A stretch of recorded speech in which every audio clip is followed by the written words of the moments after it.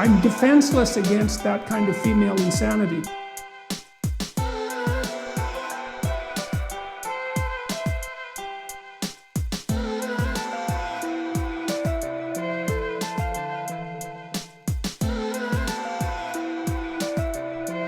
MFer, I want more iced tea.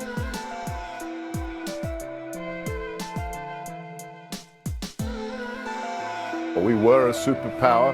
We are now a hyperpower. You're a bunch of disingenuous bastards.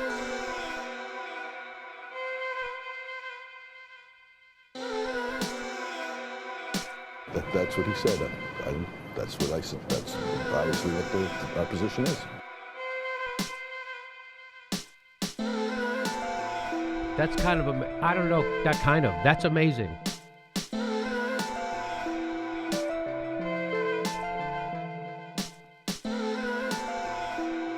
You're a bunch of disingenuous bastards.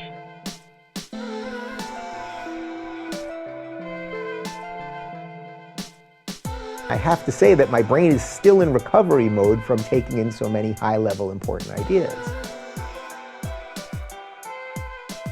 I don't even care about those guys. It really just honestly doesn't matter.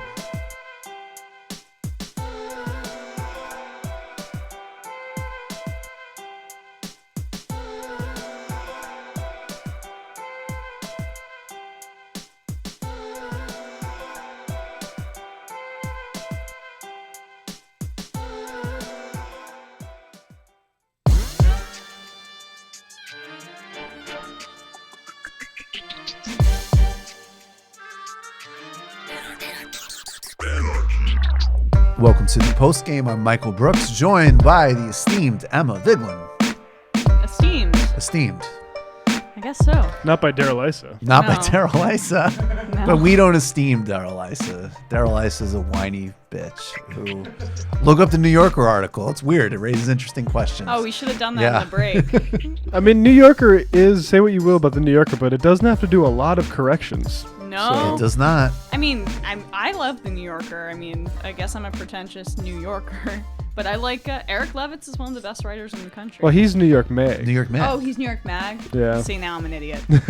Well, you're not. You are neither Levitz pretentious is great. nor an idiot. Yeah. Boom. Yeah, now you're just every Yeah, man. now you're an every woman. You're every Right. part of the tunnel crowd. Yeah, I'm It's New like, you know, hey, give me some fucking Eric Levitz. Yeah. Hey. Yeah.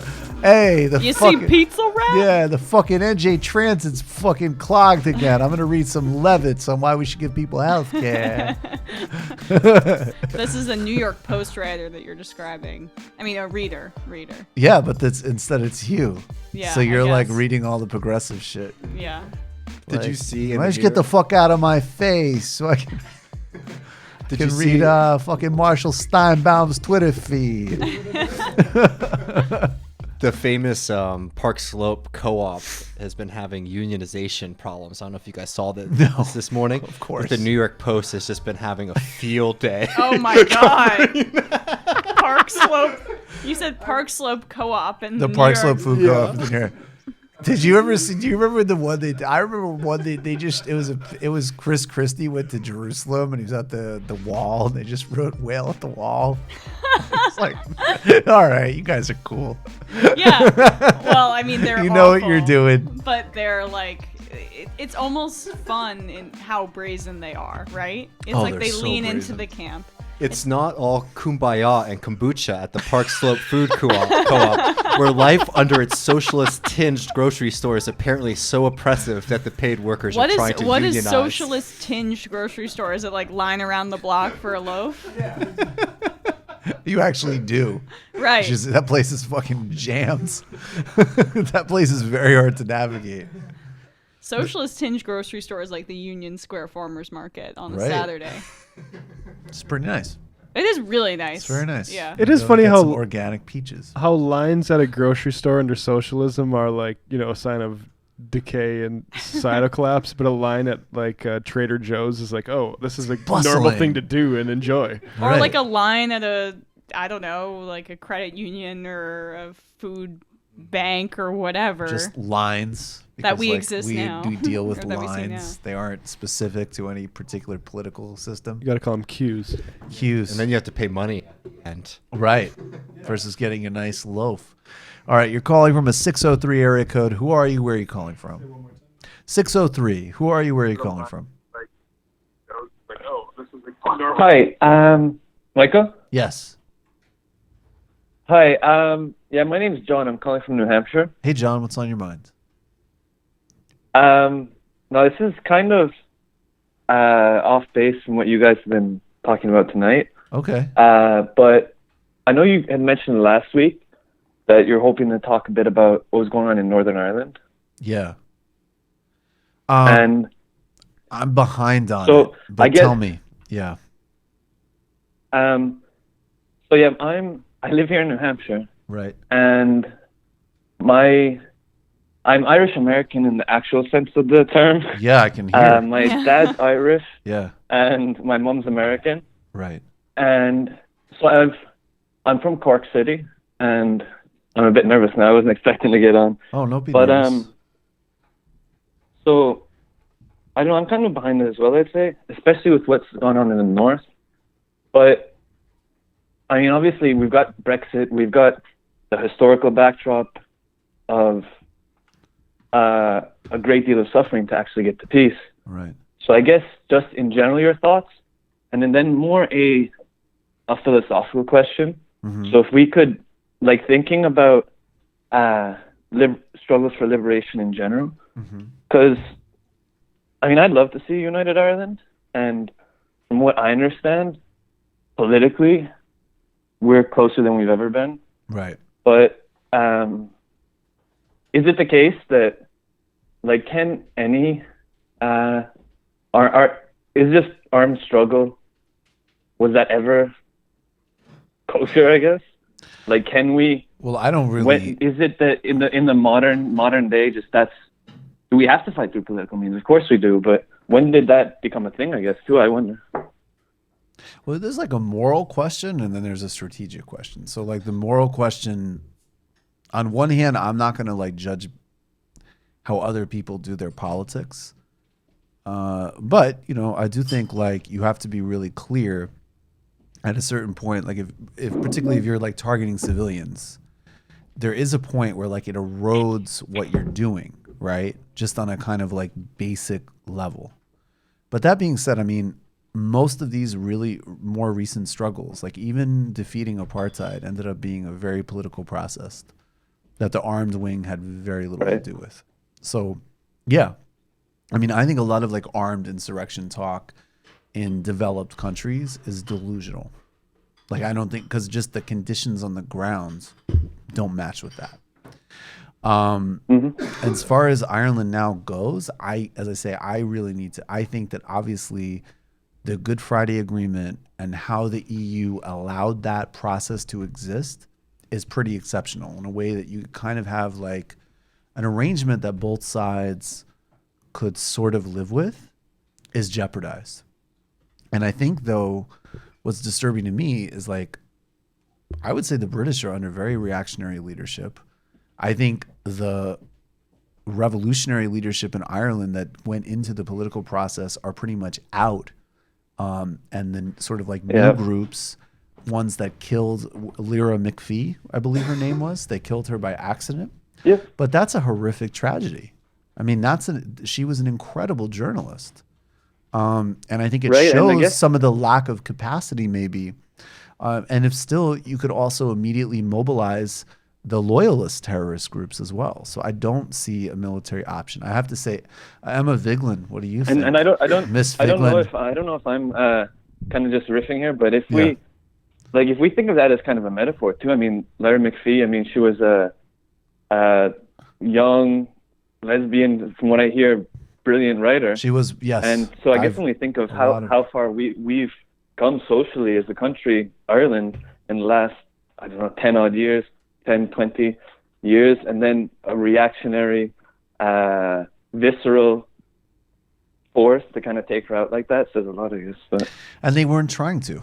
I mean, they came out and apologized. They were trying to shoot at police. which is obviously a different thing. That they weren't targeting her, but I mean, no, I don't think a disruption of Good Friday is a good thing for Ireland right now. I really appreciate the call. Please call in again, please. Thank you, sir. Emma, do you have thoughts on this? No, I mean I'm really, even though you're deeply wedded to your Irish heritage and history. Yeah, Vigeland is Norwegian. I'm just kidding. Well, I knew that Vigeland was not Irish. I did actually. I mean, it's Vigeland. I didn't know what it was though. My pretentious side of the family calls it Vigeland. Vigeland. That doesn't sound that. Well, cues a different memory for me. But I know a little, but not enough to speak intelligently on the topic. So. Like, hey, they gotta have a fucking independence over here. Yeah. I learned that from Eric Levitz. Eric Levitz was writing in the fucking New Yorker magazine. Yeah, that's the ticket. That's awesome. This is a whole other step for your persona. Would you like to enjoy with us Ben Shapiro getting just decimated on the BBC? To keep with our UK talk, definitely, and I've already seen this video, but I would love to see it again. Yeah, everybody's already seen this, and I think we all want to see it again. Yeah. So this is hysterical down to the point that Ben Shapiro, who again is supposedly like the leading intellectual light, I know who fucking Andrew Neil is. He's kind of a well-known grouchy right-wing bastard. Yeah. Well, just a fun fact. Yes, we were talking please. about our friend Anna. Anna told me that she just saw Ben Shapiro in a coffee shop because I just saw Los Angeles there. And a lot of these right-wing people, I mean, I would include Dave Rubin in that, although he pretends not to be. They're all based in LA, which is crazy. Right-wing. I'm interested in ideas. Yeah, and Ann Coulter lives in LA. Sam Harris is in LA. Tommy Lauren is in LA. Yep. It's just an interesting thing. Is that a way of saying yeah, why aren't they in Texas? Yeah, I mean, they always talk about how these sanctuary cities, whatever, but like a lot of the New York crowd is pretty lefty, and then you go to LA and there's like a weird coalition that's forming out there. So just a fun anecdote. That is pretty weird. You're right about that. They should be made to feel less comfortable at the coffee shops. So just and then theoretically, politely, subjunctively. Subjectively. All right, let's just enjoy some of the. And Matt, do you have your musical cues ready? Because I think we're going to just enjoy this and then come back to it. In context, the Jews who vote for Obama are, by and large, Jews in name only. Ginos, you call them. My statement was based on the fact that Jews in the United States, as an ethnic group, are largely irreligious, which is true by every single poll. Jews are the most irreligious group in the United States. As an Orthodox Jew who actually takes Judaism seriously, the point that I am making is that most Jews who are ethnically Jewish are not religiously Jewish in any context. No. The point you and most of them are bad. Most of them are bad. That Jews who vote for Obama are Jews in name only. I said that yes, that is correct. That Jews who voted for Barack Obama, a progenitor of the Iran deal, a person who was cracking down on religious liberty. The fucking unnecessary big word. Like, he knows he's making an ass of himself, so he says progenitor. I'm the progenitor. I'm the progenitor of that shit, little Jew boy. Why doesn't anyone call him out on the conflation of being a Jewish American with the support of Israel, who's in conflict with Iran? That has nothing to do, and that's, if he wasn't Jewish himself, you could accuse that of being an anti-Semitic kind of whitewashing or generalization of Jewish Americans, because it would be. It is. Well, that's why I called Ben a self-hating Jew. Was cracking down on religious liberty, a person who spent much of his career as president of the United States attempting to deprive Israel of the necessities to defend itself. That Jews who voted for President Obama by and large cared about Judaism far less than they did about other. Iron Dome. Right. You always have to do, it's so annoying. And as somebody who actually was appalled that all administrations basically allow Israel to do whatever it wants to the Palestinian people, I say that as a half non-observant Jew. A half progenitor. Yeah. Iron Dome. I was also the progenitor of the Iron Dome, you little prick. Jews who voted for President Obama, by and large, cared about Judaism far less than they did about other priorities. Did you said they should turn their badge in as a Jew? Repulsive. Yes, I believe that if you are somebody who takes Judaism seriously, that comes along with ideological ideological commitment. I mean, I guess. Also, I hope you're having fun, by the way, going through every old tweet that I've ever sent to try and do gotcha questions. But if you'd like to have a discussion about my general philosophy or things I've done in, say, I don't know, that's 2012, so it's now 2019. If you'd like to discuss something I've done in, say, like the past 5 years, why don't we do that? How about that? Because your book is a criticism of how angry America is and how America has to do better. And I'm simply I have an entire list on my website, sir. On my list, I have an entire website of dumb, bad things that I've said. I'm simply trying to point out some of the things you've said. I love how this cast member from Mary Poppins Returns is like triggering him. Which I just watched on a plane. That's amazing. But I mean, That's truly, like, Mr. Shapiro. It could not be more. It could not be more intellectually like he's being extremely measured with him and just asking. And I love the contrast of his like slow, deliberate speech with the squirrel on meth that we're seeing. Yeah. Right. Well, and also, this is a good correction for Americans who often confuse speed with intelligence. Things you've said that seem to me to help to stoke that anger. For example, you said Israelis like to build, Arabs like to bomb crap and live in open sewage. Now, follow the evolution of Ben's defense here. This is important. Because he starts off saying, as he does in that like thing he keeps setting on his website, that's like, here's all the dumb things I've said. And I'm kind of sorry for him, but if you look at them close, they're not even that dumb. So his first defense is that he's talking about the Hamas leadership, but then very quickly he's citing poll data for Palestinians at large. Right. Well, as I say in an article entitled, here's a list of all the giant, bad, dumb things I've ever said. Was that dumb? Well, yes, that's a dumb tweet. And not only, but it is also important to mention that the next few tweets clarify that tweet is specifically referring to the Hamas leadership, which, by the way, a BBC I've seen is relatively reticent to condemn. No, actually, it wasn't what you went Pause on it. to. Do you notice what I fucking love is that he tries to get him into a classic right-wing goose chase of like, no, we don't defend Hamas. Yeah. That guy literally is just like, yeah, that's just a stupid distraction. Right. And I'm going to go back to what we were doing. He did not even acknowledge. I mean, it's not like leftists in the UK have completely legitimate gripes with the BBC, but this is just like standard. Oh no, the BBC's totally anti-Corbyn. No, that's the most hilarious thing is that the worldly smart guy of the right doesn't even know what just a standard British interview is. Well, and Andrew Neil, the reason he can blow right past this is because at no point is Andrew Neil worried about being labeled a Hamas supporter. Right. Oh, right, yeah. Andrew Neil's like, oh, damn, there was that to the sea tweet I put out 2 years ago. There was that Allahu Akbar and I ended the tea time program with 6 months ago. An article entitled, here's a list of all the giant, bad, dumb things I've ever said. Was that dumb? Well, yes, that's a dumb tweet. And not only, but it is also important to mention that the next few tweets clarify that tweet is specifically referring to the Hamas leadership, which, by the way, a BBC I've seen is relatively reticent to condemn. No, actually, it wasn't what you went on to do and say you are correct about the slur on Arabs. It's not all Arabs that want to live in open sewage and blow things up.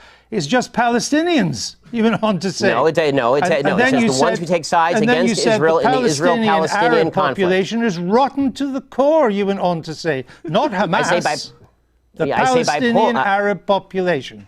I say that by poll numbers, they elected Hamas. They educate their children in school that Israel should be obliterated, sir.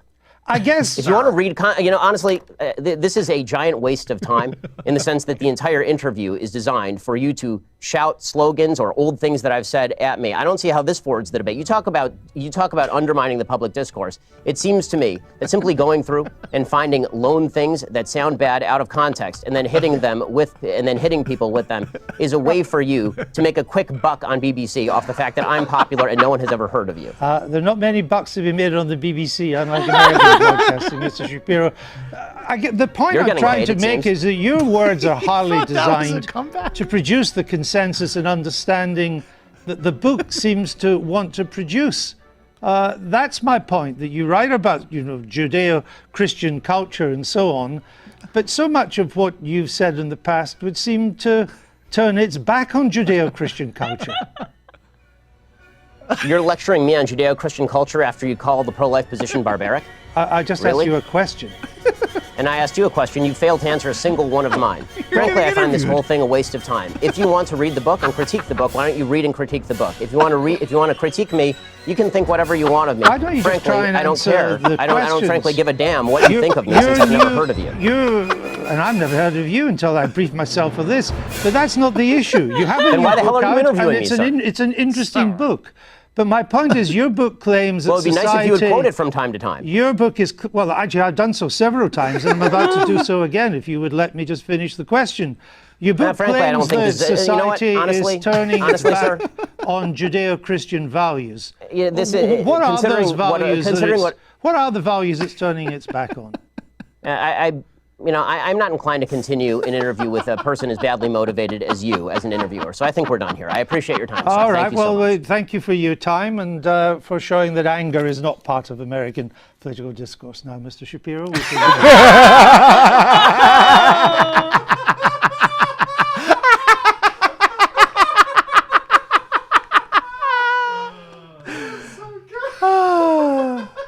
Bye-bye. Thank you. Bye-bye, Ben. Bye. Goodbye. So, did you add that music in the control room, or was I that? did, yeah, that was oh, me. thank God. I was just. I wanted to give whoever did it credit. Now I can. Yes, the credit is in the room. Oh, that was beautiful. All right, let's take another call. You're calling from a 479 area code. Who are you? Where are you calling from? Let's see. This might be me. Yes, this is you. Who are you? Where are you calling from? Oh, super. This is Daniel from Norway. Hey, It's Daniel. been a little while since I've called. How are you? Yeah, What's it's on your great to be mind? with you, and yeah, really good. And it's nice also to have Emma in the studio. Do you know any Vigelands in Norway? What? Do you know any Vigelands or Vigeland? Vigeland. Vigeland. Well, I know obviously the way park. we would pronounce. Oh, sorry. Go on. Yeah, the way we would pronounce it is Vigeland. You know, at least that's in my dialect, but. No, yeah, but that's- anyway, that's- what I wanted to. I'll definitely make sure Yeah, to what have if- it right the next time she's on the show. No, don't. I mean, I'm sorry for Certainly. using Well, the I don't- Americanized well, version. It's not necessary, I think, really. Joining us It's, now is Emma Norwegian pronounce. Vigeland. We're talking about the race for president. Actually, I can get into that. Yeah, but Yes, Daniel, what's on your mind? But anyway, Sorry. what I wanted to mention is, I mean, I probably should have called the majority report. I've been meaning to because this is kind of boo. Very, very, but it's very, an very important bad conversation that I opening. think Very bad. because I think but on this show though, I think people have a bit of a I think we're in more of alignment in terms of what I'm thinking about. The topic is essentially this conversation that we're having about democratic socialism and social democracy, and I at least feel, as a Norwegian, that I have sort of a particular view on this, right? Okay. And I mean, as you're aware, social democracy is in decline, not just in Norway, but in other countries in Europe as well. Right. It's been under attack for quite some time now, and conservative parties have made fairly good inroads. I would say, just in the Norwegian context, they're fairly well on the way to really damaging a lot of public institutions, but in any case, though, the thing that I think a lot of people are kind of missing here is that there's a compatibility issue, right? Why democratic socialism as opposed to social democracy? In my view, I think democratic socialism is what makes social democracy sustainable, right? Because we need infrastructure in order to maintain these public institutions like, public healthcare, public education, and so on. And this is like really direct, right? It's really important. One way to illustrate this is we have now a public health minister for the kind of far right party, the sort of the Bannon-esque brand, and she, this public health minister, her sort of slogan recently is, and she was newly elected, right, newly brought in, and her slogan is, let people smoke, drink, and eat red meat, as much as they want. It's this kind of classical libertarian idea. And the thing that's important to kind of think about is that this is not just a political view; it is a strategy, right? These people think in terms of strategy, right? And the point is that, when they are pushing these kinds of ideas, what they are doing is they are essentially using a strategy that's built on almost like a war of attrition to disarm and dismantle public institutions. So let's just take healthcare for a moment, right? The reason why they enable a private food industry that's really promotes a lot of unhealthy food is because this creates negative health outcomes, right? Which damages quite severely our ability to have a sustainable public healthcare system. So this is something that really people need to grasp because it's incredibly important. Is your point, and I think I agree with you on this. I think that part of the reason social democracy is so able to be rolled back is because you haven't taken more of the playing field out of play, right? And I think that is where maybe because I find a lot of these debates to be really pedantic and boring and very useless and college dorm bullshit, which nobody has time for, just to be honest. Except Ben Shapiro. Oh yeah, well not even because he wouldn't argue about something so interesting, right? Yeah. He'd be like, that is a lie, sir. Welcome, Emma Vigeland. Yeah. Norwegian, I presume. Or no, except he wouldn't even do that because he wouldn't do enough prep.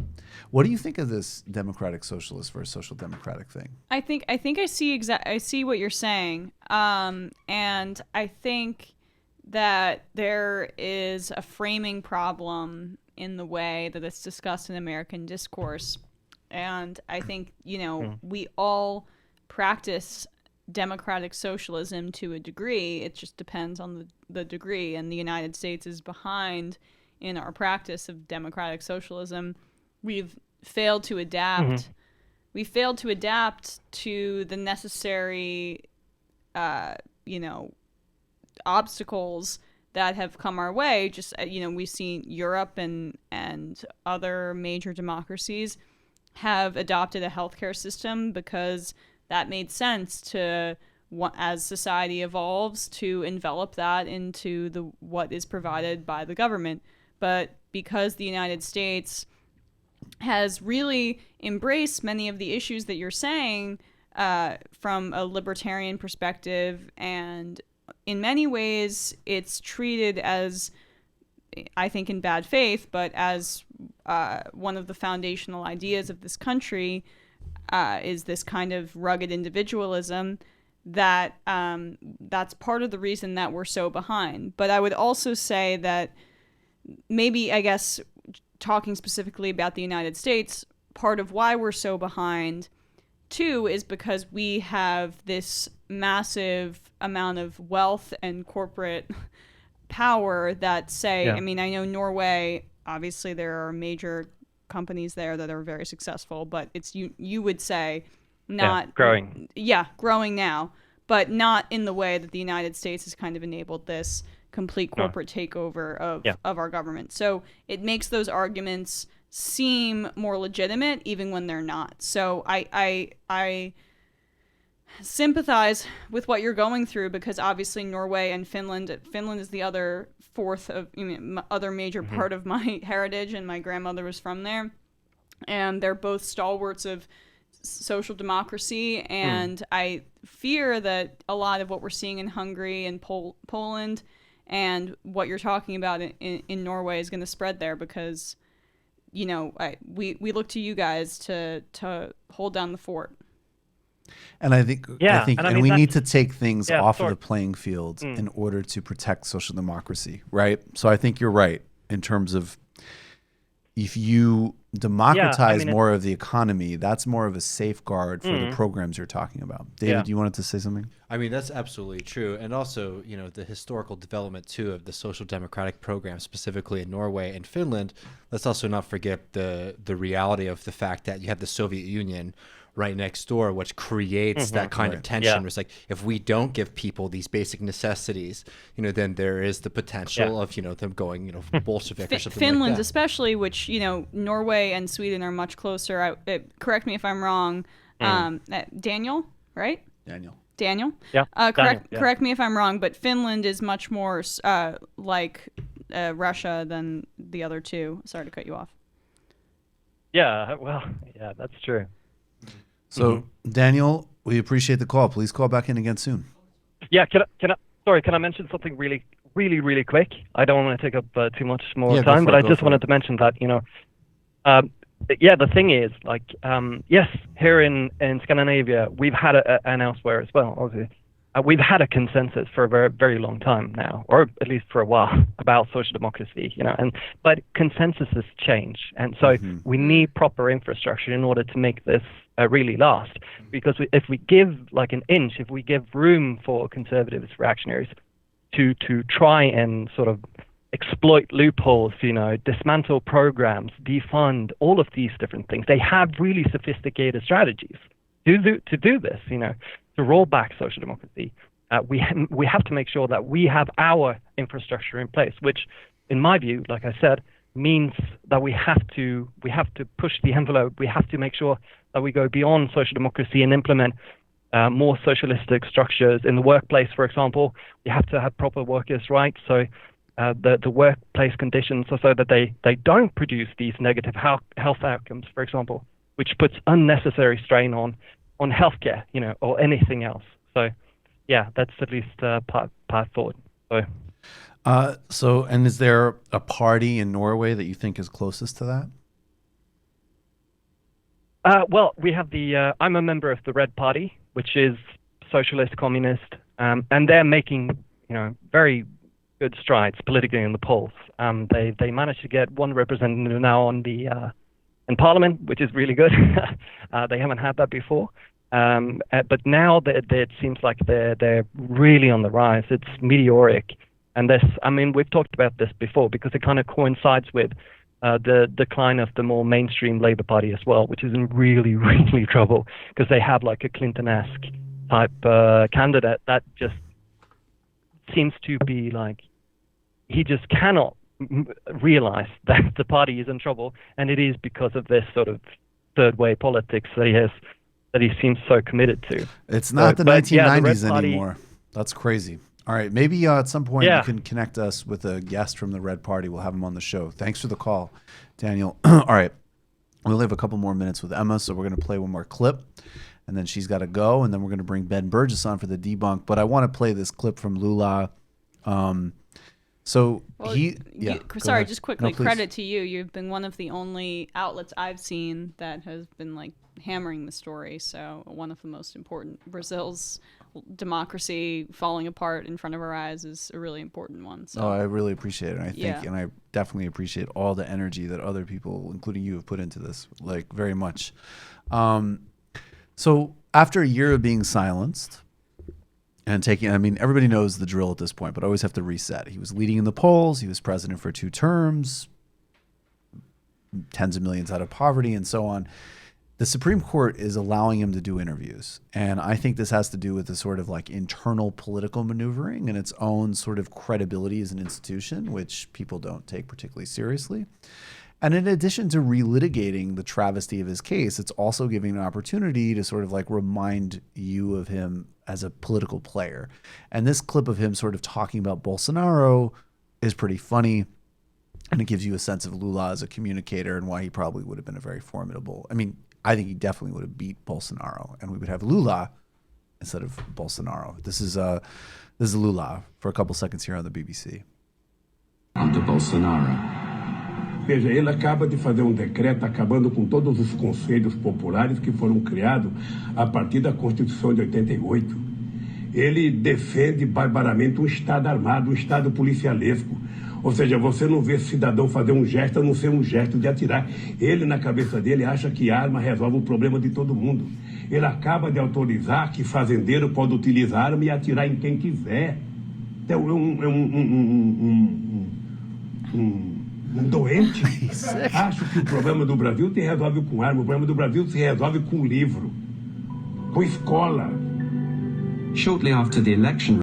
All right, so then they go on to talk about how Sergio Moro, who put Lula in jail with no evidence, became Bolsonaro's justice minister. But, I mean, I know I keep saying this, and obviously I really admire the guy, but, like, that's, like, very effective political communication for, like, being silenced and being, essentially, if this runs out, like, basically a life sentence. Yeah, I mean, I think that what I take away from what he said just about the Constitution, Brazil's democracy is so young. Right. You know, Trump, for all of the talk about him being a constitutional crisis, we have had a relatively stable democracy for hundreds of years at this point, and while we still see ourselves as a new country compared to England or Spain or France or these other empires that we've seen rule, Brazil, being one of the 5 largest democracies in the country, the fact that they're undergoing this incredibly dangerous constitutional crisis with just being decades old is deeply scary. And I think what's happening to Lula, you know, you can criticize him being he's not, you know, some people say he's the Bernie Sanders of Brazil, but he's not. He's more, I guess, of the establishment there from what I've read. But still a very good progressive. This is a political persecution that's happening to him, and a criminalization of your opposition. And just because Brazil isn't on our radar and we're so Americentric, doesn't mean that this isn't deeply scary. And the fact that we could have a Duterte-esque leader in one of the 5 largest democracies in the world, and the largest country in Latin America. Yeah, and the largest country in Latin America.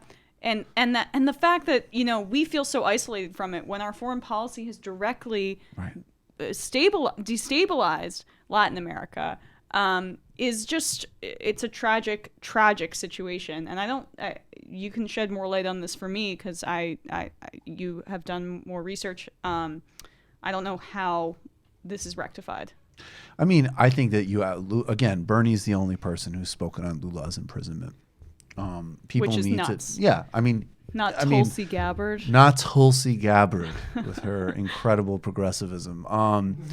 No, I mean, and for that matter, not Elizabeth Warren. But I think for what it's worth, I mean, I wouldn't say he's definitely not part of the establishment in Brazil. I mean, I know what you're saying in terms of like, I think a lot of it's just literally the context in which he governed. Right. He comes from being like a metal worker who lost a finger and helped democratize the country. He didn't even go to college. I'd say he's a little Jimmy Carter-esque. Is that a bad comparison? I think with more political charisma. I mean, except Carter was kind of pro-austerity, and he like dumped so much money into the social safety net, and bringing tens of millions of people. No, I mean, I think he is somewhat like Bernie, but I think also in some ways like, partially because unions are so weak in this country, and this is an area where Brazil until now maybe is better than we are, there isn't analogous figures because you don't have people with, and also, just a certain level of charisma that most people in politics don't have, right? Yeah, and Bolsonaro is not analogous to Trump because Trump is a reality star and Bolsonaro is a Cold War style fucking like old school fascist. He's literally, the term neo-fascist was coined to describe the military he was a captain in and the government he praises. So it's totally a different degree of things, like we hear people talk about like military captains taking over in these like, you know, African countries, and it feels so distant from us, but this is what's happening right now in Brazil, in a major important country in this world. And just as in the case with elsewhere, I do think that the fact that even though Lula tried to, you know, pursue diplomacy, and there was a period of time where he had good relations with everybody from Ahmadinejad to Bush, at the end of the day, he would not privatize and allow vital strategic assets in Brazil to be invested in by U.S. investors. And I definitely think that the DOJ and the whole way this investigation has played out has targeted left-wing leaders across Latin America. Well, totally. And of course, right? So like that is a big reason that it's affected him so specifically. And it is mind-blowing. Honestly, because as I always say, even if you found like, I think we need a much smarter conversation about what is and isn't corruption, quote unquote. And even if you found more damning things about Lula, I would still support him for taking 40 million people out of poverty. The amount of money and resources that have been put into this guy, and the fact that literally all they have is secondhand testimony on like renovations in an apartment is fucking mind-blowing. Like, it's embarrassing. And I just noticed last week someone was tweeting on me that Hassan Mandri, or whatever the hell his name is, on Netflix, like, did some segment where he attacked Bolsonaro for clear-cutting the Amazon, but started it by saying like, oh yeah, like Dilma had financial misconduct. She was literally impeached for like an accounting error, and Lula's in jail for corruption, which at the very least, any responsibility would say under highly questionable and disputed circumstances. It's just so fucking irresponsible. And that's why I do constantly talk about it, because I still see things like that every day. It doesn't make your argument stronger to make a false equivalence to start it out. Absolutely. Right, exactly. And that's the thing that's Precisely. can be so frustrating when you're dealing with, liberals abroad. It's like they always want to concede something to the opposite side in order to critique. And it's like, you don't have to. You don't have to. You don't have to do that. It really weakens you. And you say vile, despicable things to do that, too, honestly. I mean, maybe I look at Jon Stewart through rose-colored glasses, but I don't think he did that. I don't remember. Stewart was better than, I think, I'm sure he's generally better than most I of think these Stewart guys. had a little bit more cynicism than some of these people. I will say, He I should mean, have had more, John but- Oliver's segments on Latin America are fucking appalling. And I know that really understand. triggers people because they think he's their friend or something. He's their but guide they're through the world. They are appalling. He started out promising, and it's been. I mean, anytime I hear someone say, "Didn't you see the John Oliver?" I know. Right. I do this for my job. I don't want to watch fucking John Oliver on my weekends. Yeah, like I also really don't appreciate. Like, I don't know. I don't need a restating of all of the bad foreign policy takes of the mainstream U.S. Yes. press with like weird analogies, With, like, a Lula's funny like your squirrel video." brother-in-law that wants to borrow your corkies. No, Bob, you can't. I mean, what was That's the Fuck you, punchline John. every time. Yeah, no, Bob, you can't. Right, to end Fuck it, he no. always ends it like acting as the person that he's making fun of, right? Right, like, right. like it's like a weird tick. Yes, and it's like and right after he said like, yeah, Maduro's delusional for talking about U.S. invasions, and again, I mean, I will say, and it's shot every time I see. Like, I get why people get triggered about criticizing Sam Harris or whatever, because there's like an online kind of obsession, but like, people get genuinely upset when you criticize John Oliver or Trevor Noah, and it's like, Well, what the Trevor fuck Noah is the matter with you? 10 Like, times worse than John Oliver.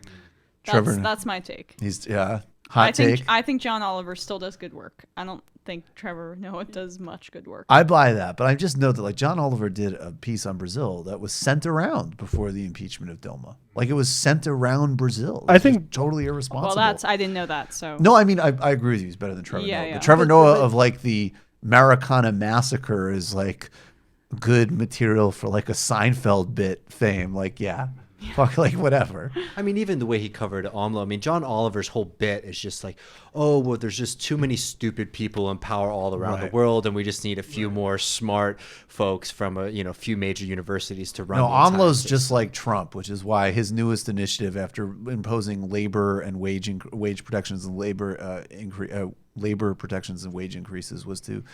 Today it came out that he's going to push for decriminalization of drugs in Mexico and try to negotiate the U.S. practicing reciprocity, which is totally Trump-like and really reveals the fact that he's just like a populist who doesn't read enough books. Thank you, John Oliver, for that super insightful, not classist, non-elitist, non-delusional take. I know, Emma, we've got to let you go, but will you come? First of all, do you have a final update for us before you go? No, I mean, I guess I'm going to be try to cover every debate, so I should be there on the ground. I'm hopefully, I mean, I guess I haven't announced that publicly, but TYT is going to try to cover every debate. I'm going to try to be there every time. Going to try to talk to the politicians there, and the first debate is in late June in Miami, so I'm excited for that. Sweet. That's exciting. Hopefully that will puncture the Biden balloon and get Buttigieg the fuck out of here. Those are my first two wishes for the race. NBA draft? So, yeah, I mean, we talked earlier that the Knicks got third got 3. overall. That's okay. It's all right. Could have been worse. You could have been the Suns or the Cavs, those fans must be pissed that it's a tough day for Suns and Cavs. So tough like day. what happens is, the this. Sorry, whatever. No, I was about to get into it. Will you come back on again soon? Yeah. And then you guys got to get me my own sports podcast because clearly I have like a lot that I need to say. We should. I've been looking to get in the sports podcast production business. Same. So we'll talk after. Yeah, we'll introduce you to Waz. We've got the whole. I do Woke Bros for the Count the Dings network. They're all sports people. Okay. Yeah, that was a lot of words that I didn't understand, but they do podcasts for The Athletic. Oh, gotcha. Well, they're good, but they have a paywall, so I don't read them. All right, Emma Vigeland, thank you a million. Everybody, look out for all of Emma's amazing work on the campaign and forthcoming sports podcast. Thank you so much for doing this. Yeah, thanks for having me. All right, we're going to take a brief break, and then we'll come back with Ben Burgess for the debunk.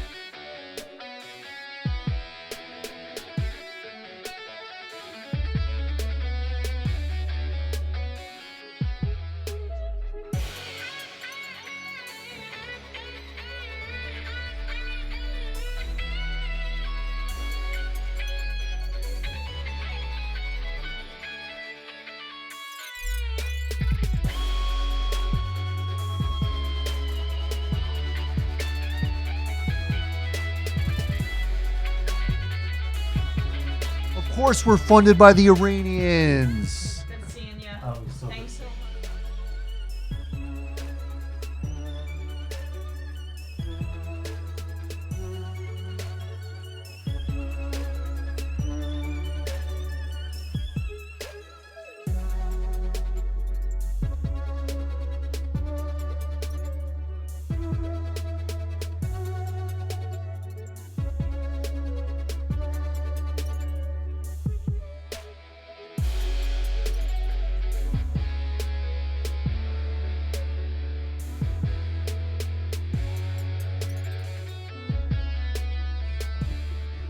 Welcome back to the Postgame. Joining us now is Professor Ben Burgess. He's the author of Give Them an Argument, Logic for the Left, and he does a regular segment with us called The Debunk.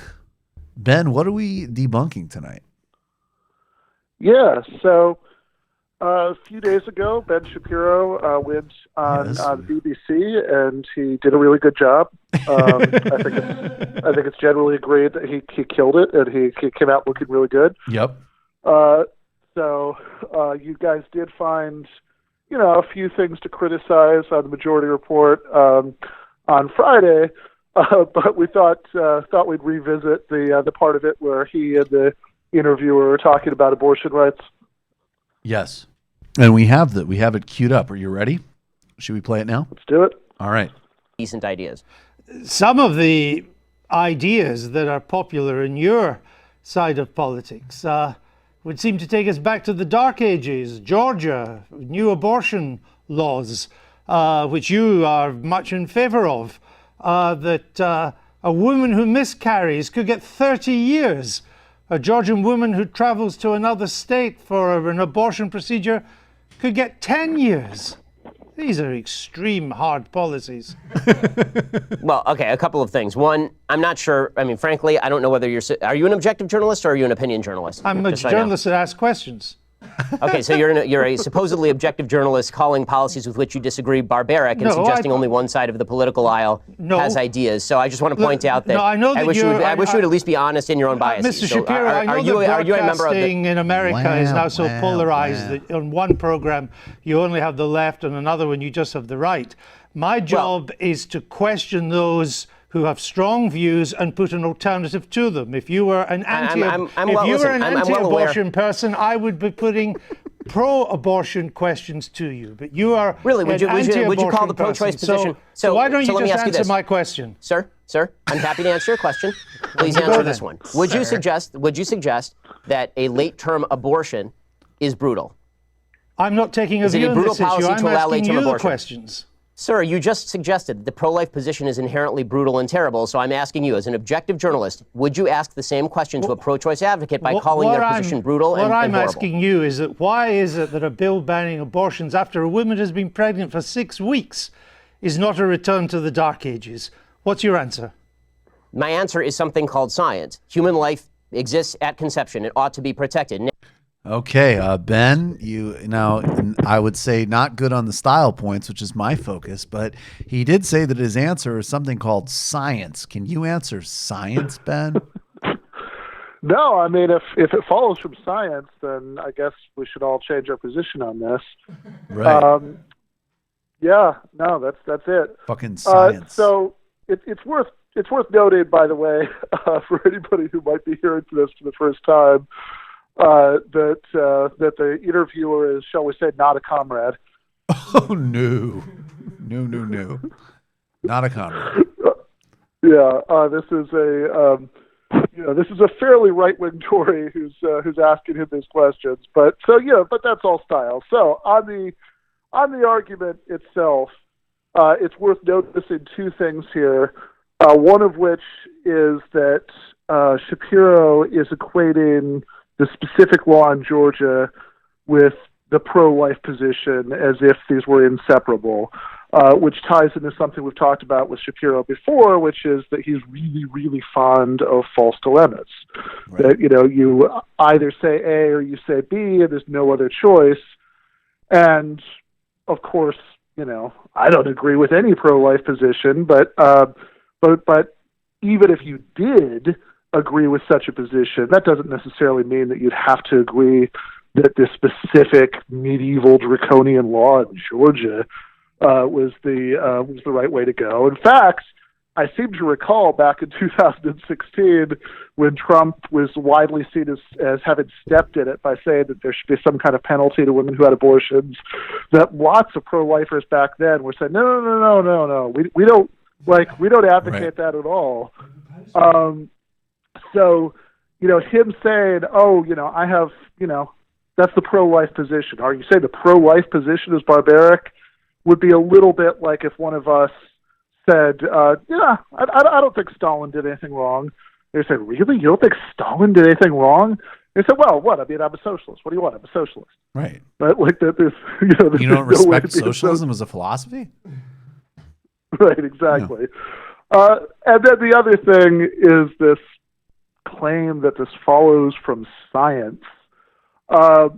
So this is a pretty textbook example of a is-ought leap. So you're saying that based on a descriptive claim, a claim that's about how the world is, you're inferring something about how things should be, right? So science can maybe tell you that a fetus is biologically human, which of course isn't in dispute. Nobody denies that, right? It's not like the pro-choice position is that, fetuses start out, as raccoons biologically and, only somehow gradually acquire human DNA. That's not the issue. The issue is whether being alive and biologically human is sufficient for having the moral rights of a person. And of course, science can't tell you that, right? You need morality to tell you that you need to think about what it is that you value in the first place. Why is it that we think that a person has certain kinds of moral rights? Is it because of the genetics? If there were aliens who could think and feel the way that we do, would we think that they didn't have any moral rights? If scientists could find a way to keep a human hand alive in a laboratory, would we think that like ending the experiment would be murder? That's at the very least not obvious, and he hasn't provided any argument for any of that. He's just saying science proves this irrelevant claim that fetuses are genetically human. Who's denying that? Therefore, abortion shouldn't be allowed, which just obviously doesn't follow. Well, there you have it. However, you haven't answered my claim, sir. Sir. I don't think you say sir enough. Oh, I think you need more sirs. Yeah, no, well, I mean, I think we could agree that the way that he kept calling that guy sir in an increasingly whining, aggrieved way definitely made him sound like a winner and Yes. like somebody who got the better of the exchange. Did you hear on earlier in the postgame? Did you hear Matt's musical accompaniment to the to Shapiro? No, I don't. Well, check it out later. All right, Ben Burgess, The Debunk. The book is Give Them an Argument, Logic for the Left. Thanks as always, Ben. It's available. Go order it now. All right, thank you so much. Thanks, man. All right, folks, we have some more sound and Discord questions to get to. I apologize. Can't get to any more calls, but we have to keep running through some other stuff. We have to get to the bad, and we have to play some Cory Booker. But first, Matt, what is this Andrew Sullivan clip? Take us down memory lane. This is Christopher Hitchens and Andrew Sullivan. I believe in 2000. I have the date actually here. Sometimes we go in memory lane to highlight a great leader like Fred Hampton as an example. Other times we go into memory lane to do a fun clip from Christopher Hitchens. And other times, Andrew Sullivan. So this is sort of a combination of the latter two. This is Hitchens arguing with Sullivan, and you can kind of see why Hitchens might have leaned to the right towards the end if he's hanging out with people like Sullivan a lot. I mean, he hung out with a lot of people, but drank. But this dispute over Israel and basically the UN, and they get into a lot of different debates that I think have a lot of relevance to now. And I think if we had Ben Burgess on, he might notice some fallacies in Andrew Sullivan's What year is this? approach Do you here. have? Do you know? 2002, November So this 8th. is when Hitchens has already started moving to the right after September 11th. Okay. It starts with a question from a foreign exchange student. Okay. One of the reasons for Bush to make a possible war to Iraq is that Iraq violates UN's resolution. Of course, UN's resolution should be respected by every country. But there are still some countries in the world who that violate UN resolutions. For example, Israel. What was U.S. government's attitude to it? Thanks. Thanks, Professor. We get the point of the question. Do you have a comment on that last question from the Professor Yamin is, of course, right. I think the Israelis have probably racked up the largest number of UN condemnations for the appalling mistreatment of the non-Jewish population, the other population of Palestine. And it's now admitted by everyone, and even the president himself has become the first American president to use the words Palestinian and state in the same sentence and in apposition to one another. That there are two peoples in Palestine and that there should be a two-state solution. But in the meantime, it seems that Israel is to suffer no penalty for its repeated violations, not just of the resolutions, but of the rights that the UN stands for and embodies. And this is a very serious negation, in my view, and it's the thing that threatens to jeopardize the whole project of American sponsorship of regime change in the region. Because if seen as the military ally of a racist bully and killer like Ariel Sharon, the whole appeal of the American project is to that extent diminished. Of course. It's a very, very serious problem indeed that the professor has identified. I didn't catch that he was foremost concerned about how this would affect America's regime changes. This is how it would affect the strategy for the invasion of Iraq. He is right, though. George W. Bush, first one to say Palestinian state explicitly. And yes, I mean, especially, again, this was the other paradox of Hitchens. Like, this, like Seth Meyers saying to Meghan McCain that you should be able to criticize Israel without being called an anti-Semite is like, that can actually happen now. I mean, if you came up in the Hitchens time, watching Hitchens say this, even as he was, pushing this horrific plan and policy in Iraq, was still like unheard, like the only person in mass media who got to say it. The American project is to that extent diminished. Of course. It's a very, very serious problem indeed that the professor has identified. One reason that Israel is in violation of some of those resolutions, though not that many, not as many as you would think, is because they face the same problem that we do of terrorism, of suicide bombers, of people who are not interested whatsoever in making peace with Israel, but in destroying Israel. Groups like Hezbollah, groups like the Palestinian entity that are basically also partly funded by people like Saddam and indeed the Islamists who want to destroy the state of Israel, and that join with Saddam and the Saudis and many other Arab regimes in a fanatical Hitlerian anti-Semitism that wants to see Israel taken off the map. Now, the other difference is quite obvious. Israel is not threatening the world with giving terrorist entities weapons of mass destruction to destroy other countries and innocent civilians. Saddam is. And that's an absolutely clear distinction which makes the priority, obviously, However, Israel did illegally and by piracy and deception acquire a nuclear arsenal that's in flagrant violation of the Non-Proliferation Treaty and maintains it still. Yes, and if it weren't for that, if it weren't... It's interesting when Sullivan laughs. This is the second time the nervous laughter. Can I tell you, quite bizarre. I mean, I've Sullivan is not good. Andrew Sullivan actually became a pretty robust critic of Israel in the Obama administration. He had a lot of weird reversals. Well, the savagery of what they did in Gaza in 2009 sort of flipped even him a little bit. Yeah. Bizarre. Of the Non-Proliferation Treaty and maintains it still. Yes, and if it weren't for that, if it weren't for its defense, it's sitting there with 0.1% of the land that Arabs have. If it didn't have those defenses, it would have been obliterated long ago. And you know it. And you know that these surrounding powers want Israel destroyed.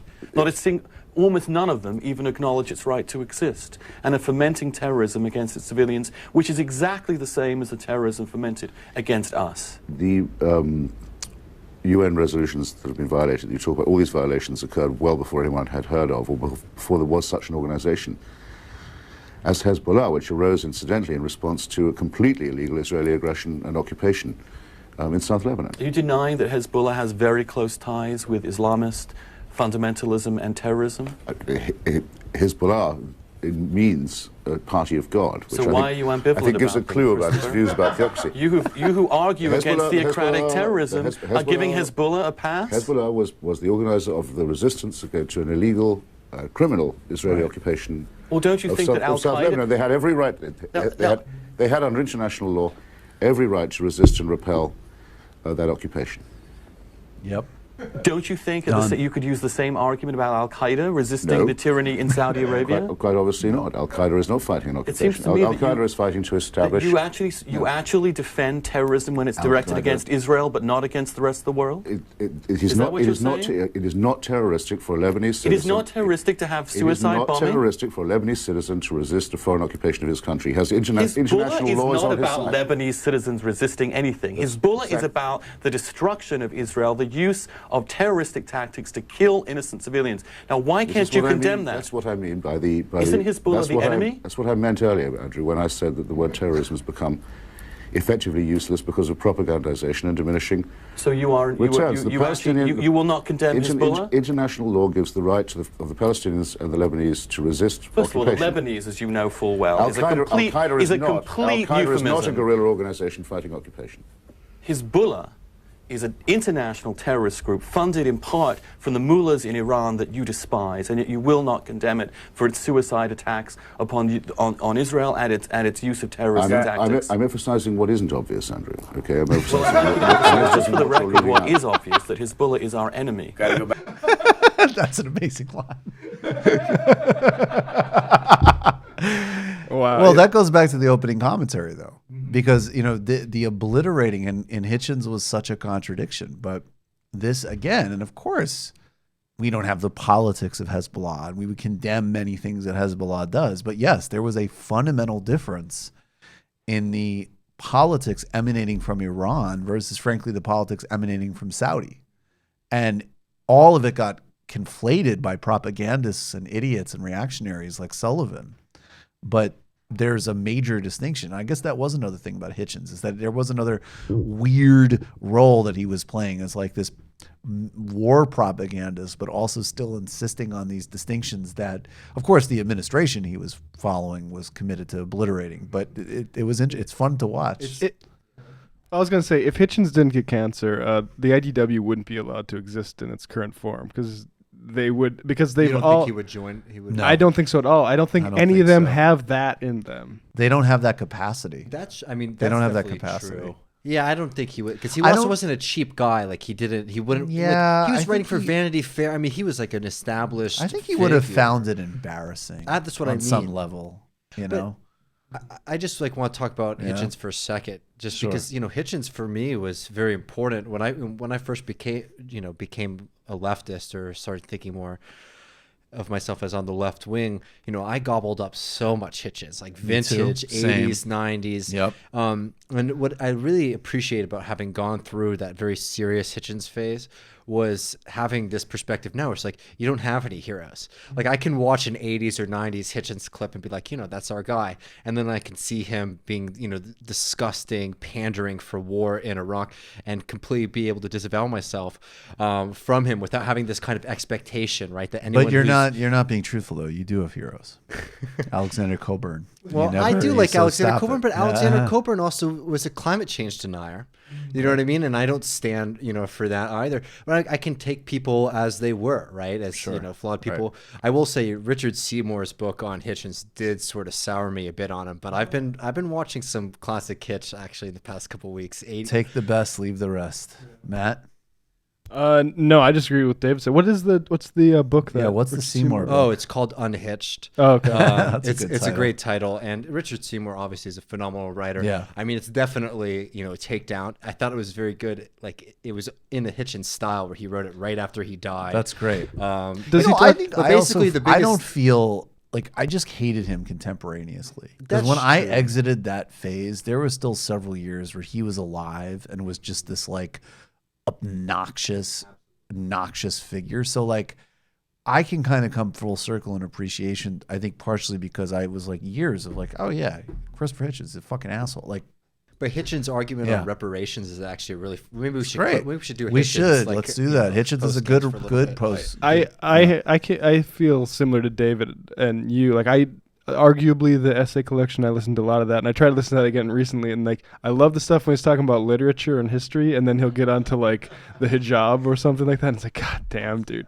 But I forgot what I was going to mention after that. But I also, about the thing about outgrowing your heroes, and being able to recognize, I think there is something, I don't, like, genius is a really loaded term, but like that, what he has, that ability to argue there, is like that. There is something. That's why there's the Hitch Slap videos on YouTube. That's why like he appeals to like a very adolescent male. But I have to say, I still would prefer they would be watching that than fucking Ben Shapiro. Totally. Jesus Christ. I mean, look at just even the ability to make that analytic distinction is like the IDW does not have that.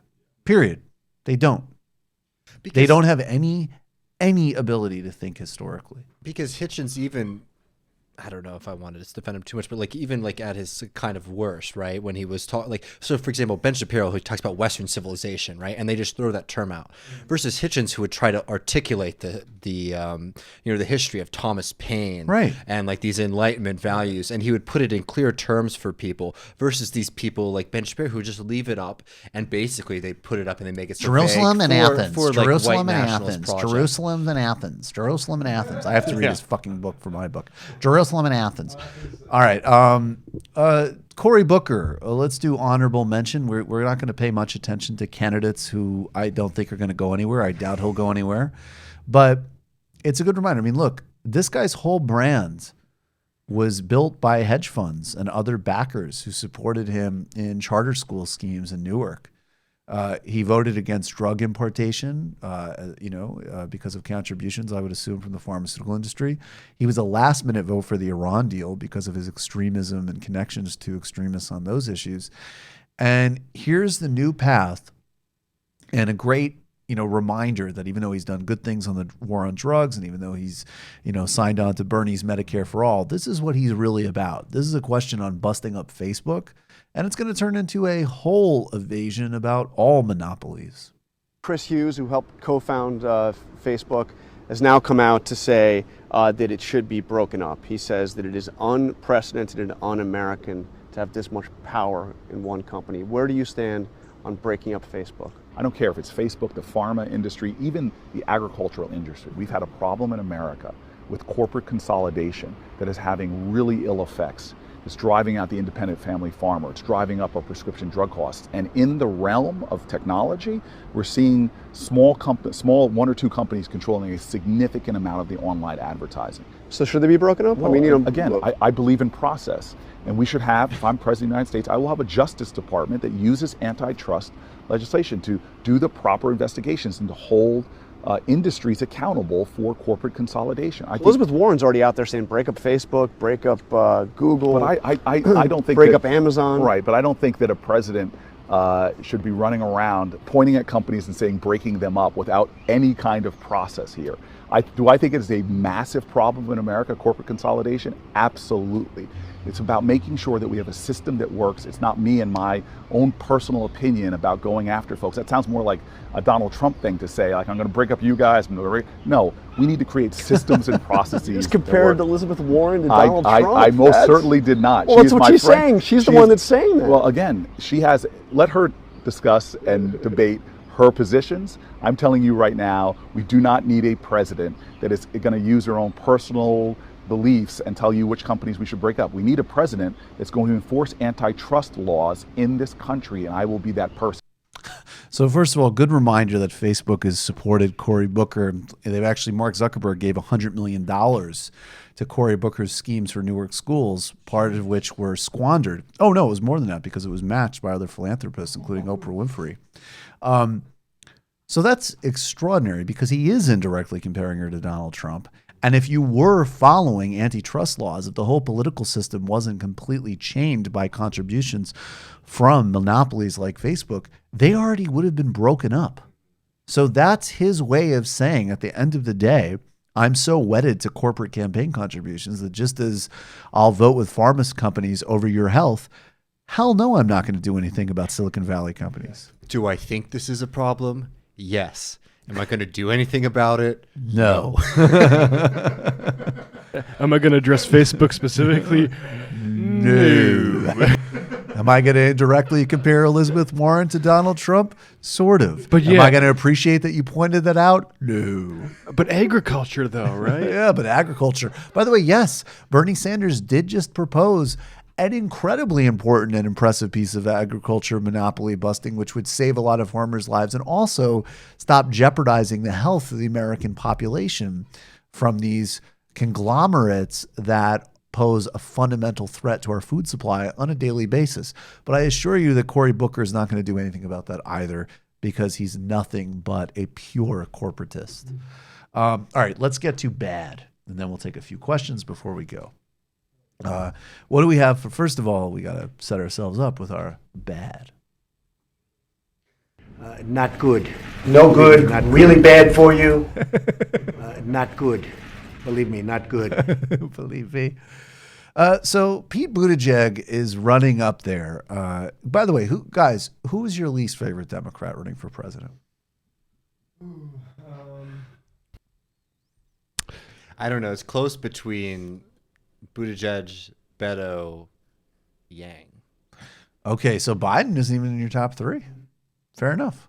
Mine's Biden, I think. He doesn't need to be in your top three. I mean, look, Biden is my least. I mean, Biden doesn't automatically clear the field. I mean, you're still talking Klobuchar's still there. And frankly, even though they aren't in my top three. Klobuchar's funny, though. That's true.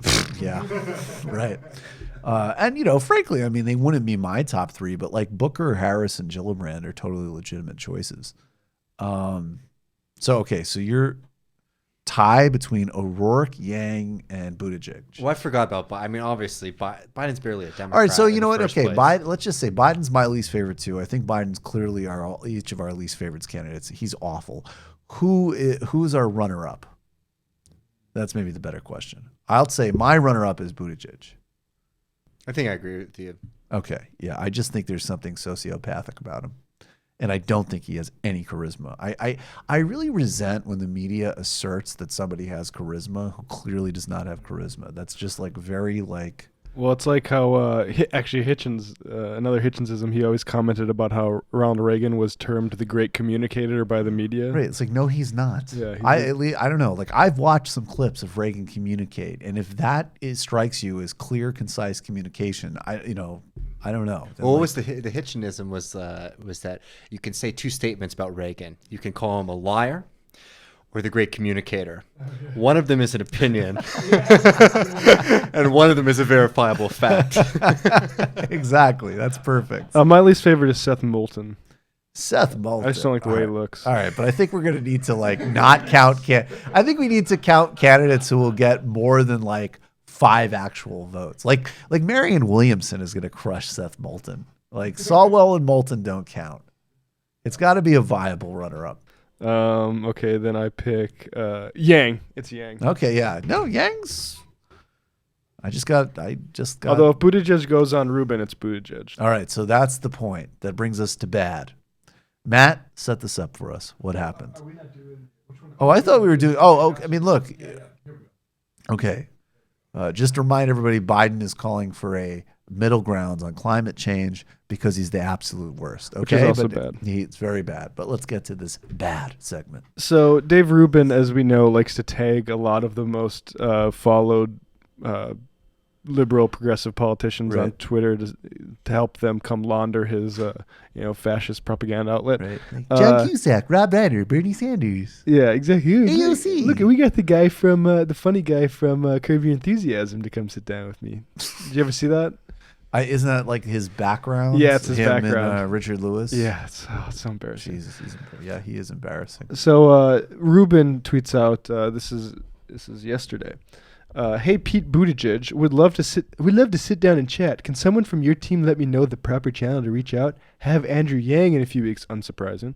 And working on Tulsi Gabbard. I bet Don't do it, Tulsi. Don't do it, Tulsi. You too. Do it, Congresswoman. And Andrew Yang, of course. I'm surprised he hasn't already been on. Chris Meager, who is Pete Buttigieg's chief of staff, or actually, I wish I had that up. Either chief of staff or press secretary said, DM me. And, lots of people, including a friend of the show, Aina Mohammed. Aina is good. Awful of you to consider giving a bad actor of the far right. I can't read that. I got something in front of me. Awful of you to consider giving a bad actor and far right promoter like this more credibility. Which is exactly the problem. So don't do it, Buttigieg. Don't do it, Tulsi. It's bad to do that. And again, this is not going on Fox News. Fox News is the top cable network in the country. You have to deal with them. I think Warren should do a town hall. She should. I really don't appreciate that she's doing it to disingenuously and directly attack Sanders, and she should do it. So if you can't draw a strategic distinction between a fascist and dangerous network, but the largest cable network in the country, and going on sure, it's a large YouTube channel. And I say this as someone on YouTube. It's still YouTube. You're getting no votes there. You're not doing anything on that audience. That's a right-leaning audience. You're not doing anything, to say the least. I mean, if you go on, ask about why he didn't bring up Holocaust denial with Tommy Sotomayor. But or ask him if he agrees with Stefan Molyneux's racism and IQism. In fact, Andrew Yang should ask that. Yeah, too. Yang should talk about that. Because Yang says he's concerned that he has this alt-right support. He should start asking questions about that. Apparently there's trouble in Andrew Yang's Discord after he appeared with Ben Shapiro and some other alt-right adjacent figures. So weird. But I mean, Dave needs this. Yes. Because he needs to be able to say, "What, you think I'm far right? I just had Buttigieg on. He's a lefty, And then he'll have, because that all he needs is to fill content for that argument, because that's the big gaping hole in his whole project right now. That's exactly right. And he'll run with it. Like, I had Pete Buttigieg on. Because that's the way Ben Shapiro, when Ben Shapiro was called out right by The Economist, like, are you serious? I had Andrew Yang on just 2 weeks ago. Oh my God. Andrew Yang doesn't count. I officially declare that Andrew Yang does not count. Does not count. Nobody heard of Andrew Yang before he decided to run for president. Not to get too behind the wheelhouse, but we just got a comment. We got the email notification of someone attacking us for criticizing Andrew Yang on one of our other YouTube videos. Yeah, just now. Let me read David, it. I'm looking at. Can you describe better than the content of the message is the identity of the message sender? So, what's the person's username, David? Adam. That's Adam spelled ATOM. Oh God! Fuck you, Adam. And the picture is what of an Fuck you. atom. It's like an atom being circled by electrons. So. Fuck you. All right. What does this obvious self-identified loser have to say? Oh, just I'm baffled how Michael Brooks has a following. Well, but they thanks for the comment, buddy. Thanks for the comment, Adam, with electrical bolts. Yeah. No good, really bad for you. Not good. Believe me, not good. Believe me, not good, Adam. That is not good. Question from Winnipeg Greg. F, marry, kill. Ben Shapiro, Dave Rubin, or Jordan Peterson? No, fuck you. We're not playing that. That's just cruel. Michael McAllister, what will happen first, Medicare for all or the release of trapped methane in the Arctic? I just saw yet another report saying that carbon is now at 415 ppm. It's really bad. Question from Congressional Baseball Fan. What does Emma think of a proposed new show called Hot Tub Doomsday Clock with Jordan Sheridan and Michael Tracy? Is there any work of fiction where halfway through its completion you would be willing to name a baby after one of the characters? What about pets? What does this say about libs? Yeah, that's a really good question. Apparently, people have named their child after this dragon character. It's out of fucking control. That's fucking nuts. Also, like, I'm sorry. Shouldn't you?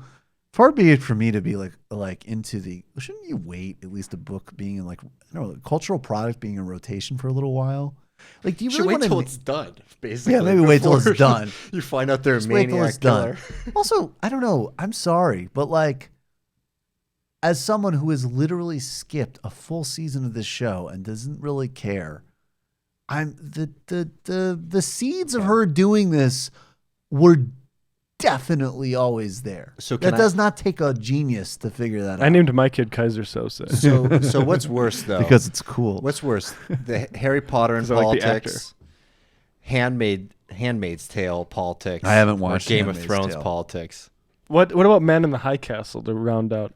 Is Man in the High Castle? Well, I'm not politics? asking about the show. I'm talking about bringing that into like your real world, like Well, protests. Okay, so here's the thing. So Harry Potter, I think Handmaid's Tale, I haven't watched Handmaid's Tale, but I think it comes from a book that's by a very Margaret respected Atwood, yeah. author, It's a good- and it's a there's decent book. actual themes there. So, you know, I don't know, I just can't say because I haven't watched it, but I'm just going to say out of the gate, whether or not it's misplaced or you disagree with it or whatever, I feel like you're on the safest ground with that one. Harry Potter is just, that's fucking infantile. That's like, I mean, when I saw, like, I'll own, and I think we all were. I think some people pretend they weren't, but even me, there was a couple of weeks after Trump was elected where it was like, Jesus fucking Christ. Like, everything we say is all true, but fuck, this guy. And when I would see like a certain type of lib, like put up like a Harry Potter with their wand meme beating Trump, I would get even more scared than I was to begin with. Cause I would be like, whoa, this is serious. Like, this is what we're fucking bringing. Like, these motherfuckers are here for it. And we're talking about, you know, as sort of like middle brow, like young adults book. Yeah. That's fucking terrifying. You So- should be talking about Robespierre and not Ronald Weasley. Yes, definitely. Precisely. So I'm going to have to say, I mean, I guess Game of Thrones is in the middle because Game of Thrones but the problem with Game of Thrones is I feel like Emma made the point. The beginning seasons did have some politics and intrigue to them, but then it all turned into just like Yaz Queen stuff. So I didn't see, like, there was a lot less like politics coming out of that show and more just like memeing for different characters, which, as you pointed out, we shouldn't support any of them because we shouldn't fucking support dynasties, monarchy. and monarchy. It's the same as the Black Panther conversation, really. Right. Well, that was what Bill Fletcher Jr. said about it. Well, Bill Fletcher Jr. was like, of course this matters on a cultural level, and of course it's awesome in some ways, but like, why would an incredible advance? He's like, it would be democratic socialism, not monarchy. Like, why would this civilization not evolve beyond that? So, yeah, I mean, Harry Potter, though, has to be the worst, right? Let me see. Final comment. Question. The people mad about Game of Thrones are the same people that are mad about Rey not being a Skywalker. I don't know what that means. I literally don't know what that means. Hashtag me too. I don't know either. Well, I know I got Skywalker because that's Star Wars, but I don't know what any of that means. All right, guys, what we're doing this Sunday, Treat a Parsi, a really important primer on what's happening with Iran. We have upcoming illicit histories. We have Rob Larson, Capitalism versus Freedom, Liz Franzik, and others. Next Tuesday, Chad Vigorous is in studio. Hell yeah. All right, everybody. Appreciate it. Spread the word. Have a good night.